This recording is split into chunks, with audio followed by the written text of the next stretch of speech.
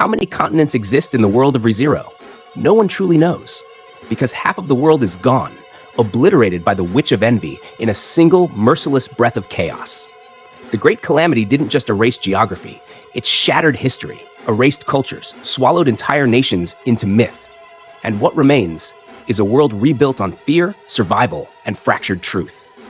But one continent endured, one vast landmass surrounded entirely by the Great Waterfall, a titanic wall of cascading death that seals the world like a prison.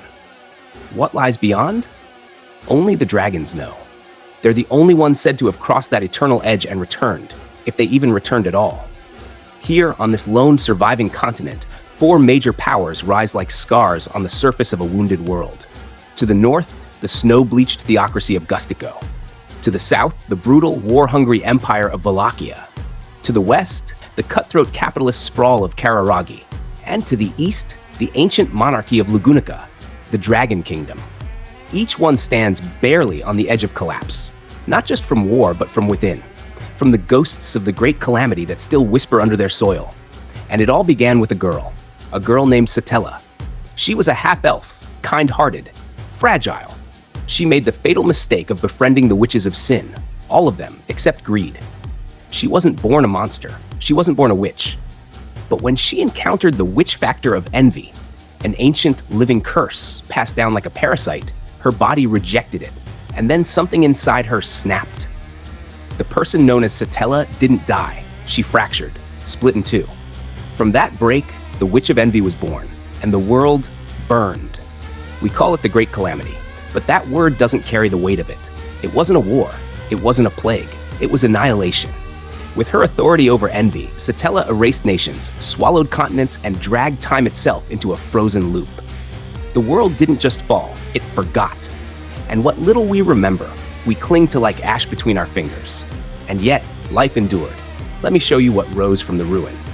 Lugunica, the so-called Dragon Kingdom, a monarchy held together by ancient contracts with a divine beast that hasn't been seen in generations.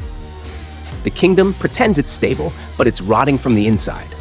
Nobles rule with impunity. Demi-humans are treated as lesser, subhuman even. And the social ladder? Rusted. If you weren't born with power, you'll die in the mud, forgotten. To the south, Vollachia, the sacred empire. The word sacred is a joke. This is a meat grinder masquerading as a nation. Status means nothing here. Your lineage, your wealth, none of it matters. Only strength. You rise by spilling blood. You fall by showing mercy. Even the emperors are temporary. Every ruler fights their way to the throne, and most are dragged off of it in pieces. But make no mistake, Vollachia produces monsters. The kind that don't die in war, they become war. To the west, Kararagi, a broken patchwork of city-states built on trade, profit, and survival.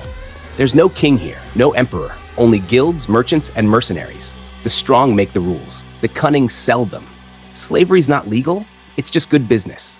Children disappear into mines, assassins walk freely, and no one cares, so long as the coin keeps flowing. And then, the Holy Kingdom of Gusteko, the White North, snowbound, starving, and ruled by faith. On the surface, it's a utopia of spirit worship and racial equality. But scratch the surface, and it bleeds. The church runs everything. Heretics are burned, elves vanish, children are taught fear before they learn to speak. The cold doesn't just kill the body here, it breaks the mind. This land doesn't forgive weakness, it devours it. But these aren't the only nations, just the loudest. Others existed, dozens, maybe hundreds, but most are gone now, conquered, lost, or swallowed by time.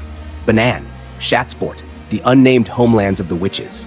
Regulus Corneas, Carmilla, they were once nations too. Now, their names are footnotes, or worse, board games. And in this scarred world, resources are everything. Magic ore, stones infused with elemental power, fuel entire economies. Mined from mana-rich veins in the earth, they light cities, power tools, cook food, and create weapons that can bend the elements. Gusteko hoards the largest deposits, but no one really knows how they form. Just that they're precious and dangerous.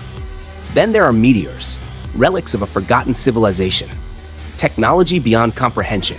Some let people communicate across continents. Others hold even greater power, but no one knows how to make them anymore.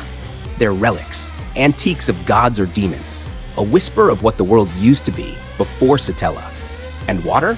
The Great Waterfall surrounds the continent, stretching into the void. No oceans, no vast seas, just this one unbroken wall of falling death. And no one knows what lies beyond. We only know that nothing returns from it. Not people, not ships. Only the dragons dared, and they never spoke of what they saw. So tell me, what is this world? It's not just fantasy. It's not just swords and kingdoms. It's a wound that never closed. A scarred history where trauma became tradition, where nations rise from ashes only to collapse under their own lies.